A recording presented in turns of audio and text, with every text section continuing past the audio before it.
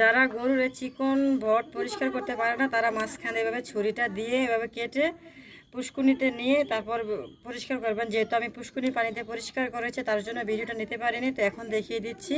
তো এখন এগুলোকে আমি একটু পানি দিয়ে ভাপ দিয়ে নিব। আর যারা পুষ্কুনিতে ধুইতে পারবেন না তারা যদি বেসিন থাকে তাহলে বেসিনের নলের মধ্যে দিয়ে এটা নলের মধ্যে রেখে ছুরি দিয়ে এভাবে কেটে নিলে পরিষ্কার হয়ে যাবে আর ভেতরে পুরো ময়লাটাই বের হয়ে যাবে আর কি। তো আমি সেরকমভাবেই মানে গরুর ভটটা পরিষ্কার করি। তো এই যে দেখতেছেন এগুলো হচ্ছে গরুর একটু মোটা ভট, মানে যাকে যেগুলোকে বলে যে সাত পল্লা। তো এগুলোকে অনেকে আছে চুন দিয়ে তুলে ফেলে, আমি চুন দিয়ে তুলবো না, আমি এভাবে ডাইরেক্ট এই যে এভাবে ধরে এগুলোকে টেনে তুলে নিব। কারণ ওইভাবে তুললে আমি খেতে পারি না, তার কারণে আমি সবসময় এটাকে এভাবে টেনে তুলি। এই যে দেখেন আমি এভাবে উপরে এই পর্দাটাকে তুলে নিব, কারণ এটা থাকলে আমার কাছে খেতে ভালো লাগে না। আর চুন দিয়ে তুললেতে মোটেও খেতে পারি না। এই তো দেখুন আমি এভাবে কত সুন্দর তুলে নিতেছি।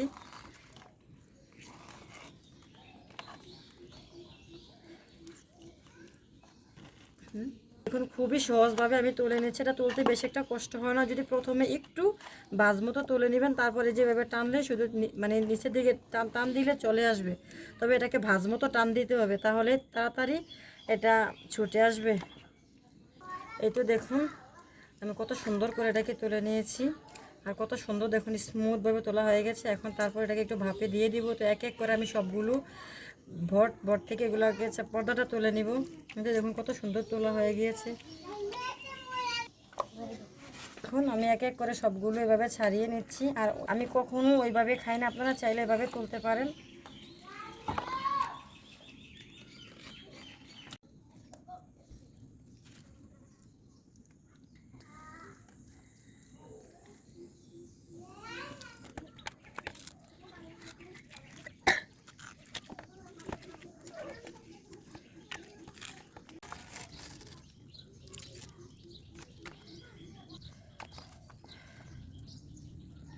এই যে দেখুন আমার এক এক করে সবগুলো পরিষ্কার করা হয়ে গিয়েছে। আমি অনেক সহজভাবে উপরের কলাটা তুলে ফেলেছি। আর এই দেখুন অনেকগুলো এখানে জমা হয়েছে। তো এগুলো কে কে এভাবে পরিষ্কার করেন অবশ্যই কমেন্টে জানাবেন। আর এখন এগুলোকে আমি ধুয়ে ভালোভাবে চুলাতে বসে এগুলোকে একটু বলক তুলে নেব। তারপরে এই ময়লাটা মানে গন্ধটা চলে যাবে আর কি, বট থেকে যে গন্ধটা সেই গন্ধটা চলে যাবে। এখন আমি এগুলোকে ধুয়ে পরিষ্কার করে নেব আর একটু ধুয়ে নেব। আমি এগুলোকে ধুয়ে পরিষ্কার করে নিয়েছি। এখন এগুলোকে চুলাতে বসিয়ে দিব, বসিয়ে দিয়ে একটু জাল জাল করে নিব। এই তো দেখুন এটাকে আমি জাল করে নিয়েছিলাম প্রায় 5-6 মিনিটের মতো, দু একটা বলক ওঠার পর তারপর তুলে নিয়েছি। এখন এটাকে আমি সুন্দরভাবে পরিষ্কার করে নিব। এখন এটা ঠান্ডা হয়ে গেছে, জাল দেওয়ার পর 2-3 ঘন্টা রেখে দেওয়ার পর তারপর এটাকে পরিষ্কার করে নেওয়া যাবে। তো এখন আমি এটাকে পরিষ্কার করব।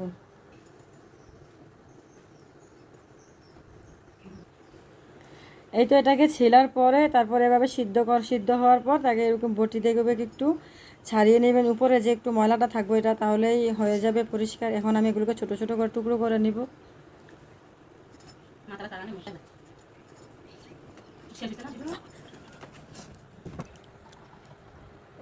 এই তো এগুলো হচ্ছে চিকন বটটা। তো এখন এই চিকন বটটা তো এইভাবে একটু দাও দিয়ে চেঁচে নিলে এই যে উপরে ময়লাটা উঠে যাবে। এই তো এভাবে এভাবে বটি দিয়ে চেঁচে নেবেন, তাহলে দেখবেন যে ময়লাটা ঠিক উঠে যাবে। তখনই আপনারা ছোট ছোট করে যার যার পছন্দ অনুযায়ী টুকরা করে নেবেন। তো এইরকমভাবে আমি সবসময় এরকমভাবে পরিষ্কার করি।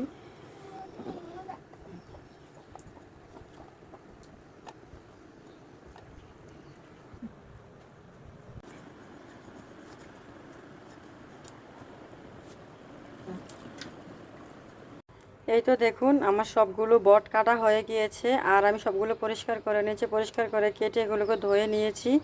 তো আমি তো প্রতি বছরে এভাবেই বট পরিষ্কার করি, তারপর কেটে নিয়ে রান্না করি অথবা ফ্রিজে রাখি, পরে নামিয়ে খাই। তো আপনারা কে কীভাবে ভট পরিষ্কার করেন অবশ্যই কমেন্টে জানাবেন। আর আমার ভট পরিষ্কার করাটা যদি আপনাদের ভালো লাগে তাও অবশ্যই কমেন্টে জানাবেন। আর কাল থেকে তো খুবই ব্যস্ত ছিলাম, মাংস কাটা ধোয়া এগুলাকে রান্না করা, বাচ্চাদেরকে নিয়ে, তারপর হচ্ছে এইগুলা পরিষ্কার করা, হাঁড়ি পাক করা, মানে অনেকটাই ব্যস্ত ছিলাম। তো যে আপুরা আমার মতো এতটা ব্যস্ত থাকেন অবশ্যই কমেন্টে জানাতে পারেন। আর যদি আমার ভিডিওটা ভালো লাগে অবশ্যই বেশি বেশি করে শেয়ার করে দেবেন। তো আজকের ভিডিওটা এখানে শেষ করছি। আল্লাহ হাফেজ।